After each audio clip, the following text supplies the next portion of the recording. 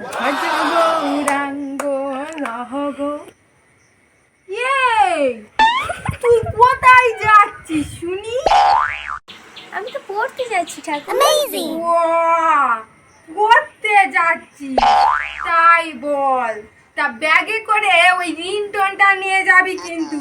এই আকাশের ভাগ্যটি ভালো নয়।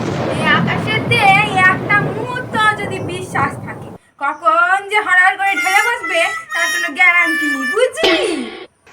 ওটা রেনকোট হবে ঠাকুমা।